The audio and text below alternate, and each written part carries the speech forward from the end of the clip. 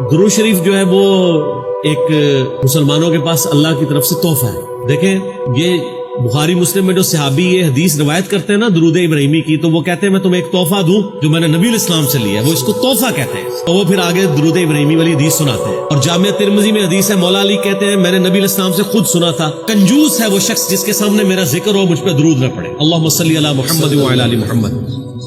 اور جامعہ ترمذی میں حدیث ہے اور اس کی پوری سند جو ہے المستدرک الحاکم میں کہ نبی علیہ السلام ایک دن مسجد میں ممبر کی پہلی سیڑھی پہ قدم رکھا کہا آمین، دوسری پہ رکھا کہا آمین، تیسری پہ رکھا کہا آمین. صحابہ نے کہا آج آپ نے وہ عمل کیا جو پہلے نہیں کیا تھا. آپ صلی اللہ علیہ وآلہ وسلم نے فرمایا میرے پاس جبرائیل علیہ السلام آئے تھے اور انہوں نے کہا یا رسول اللہ آپ نے میری دعا پہ آمین کہنا ہے. جب میں نے پہلی سیڑھی پہ قدم رکھا تو انہوں نے کہا کہ آپ دعا کیجئے کہ ہلاک ہو جائے وہ شخص جس کے سامنے آپ کا ذکر ہو اور وہ آپ پہ درود نہ پڑے.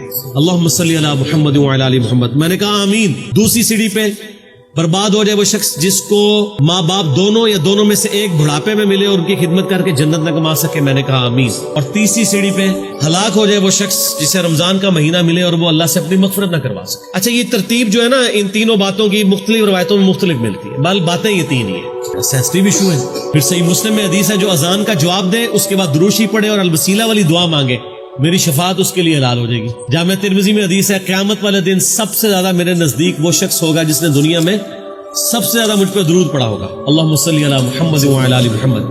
ایک مجلس میں ایک دفعہ درود شریف پڑھنا ضروری ہوتا ہے. مسند احمد میں فضل الصلاۃ علی النبی اور باقی کتابوں میں موجود ہے کہ اگر کوئی شخص کسی مجلس میں جائے اور بغیر اللہ کا ذکر اور درود شریف کے اٹھ جائے تو قیامت والے دن جنت میں بھی پہنچ جائے تو اسے اس بات پہ حسرت ہوگی جب وہ اجر دیکھے گا کہ یار میں کاش جو ہے وہ درود اور اللہ کی حمد کے بغیر نہ اٹھتا. اور وہ جو ترمذی میں حدیث ہے نبی علیہ السلام بیٹھے ہوئے تھے، عبداللہ ابن مسعود کہتے ہیں کہ ایک شخص آیا، اس نے نماز پڑھی اور نماز کے ساتھ فوراً ہی دعا شروع کر دی بغیر حمد و درود کے.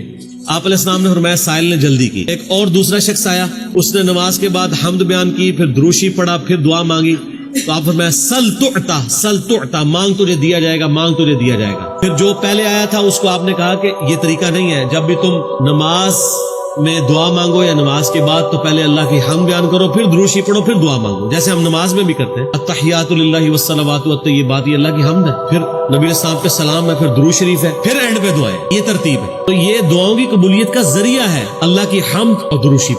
درود شریف جو ہے وہ یعنی مسلمانوں کا اوڑھنا بچھونا ہونا چاہیے. اور میں اس حوالے سے کریڈٹ دوں گا، میں نے 2 مکاتب فکر دیکھے ہیں جن میں درود شریف کا اس حوالے سے اہتمام ہے. ایک پہلے نمبر پہ اہل تشیع ہے کہ وہ درود شریف کا بہت اہتمام کرتے ہیں، یعنی جب نبی علیہ السلام کا ذکر ہو رہا ہوتا ہے وہ صلی اللہ علیہ وآلہ وسلم پڑھ رہے ہوتے ہیں. اور دوسرے نمبر پہ اہل حدیث ہے. آپ اہل حدیث علماء کو سنیں، آپ ایون عرب کے علماء کی تقریریں سنیں جو عرب میں عربی ہیں مسجد نبوی میں اور حرم مکہ میں. وہ جتنی بھی دفعہ نبی صلی اللہ علیہ وآلہ وسلم کا نام لیں گے نا تو وہ آپ صلی اللہ علیہ وآلہ وسلم کے نام کے ساتھ دروشی پڑھتے ہیں قال النبی صلی اللہ علیہ وسلم. لیکن پاکستان میں جو اپنے آپ کو کہتے ہیں نا ہم درود والے ہیں بارود والے نہیں ہیں، اور وہ کہتے ہیں میلاد پہ بھی ہم درود پڑھتے ہیں، اذان کے ساتھ بھی درود پڑھتے ہیں. آپ ان کے مولویوں کی تقریریں سنیں، حضور نے فرمایا وہ 50 دفعہ نام لے گا ایک دفعہ بھی درود شریف نہیں پڑھے گا.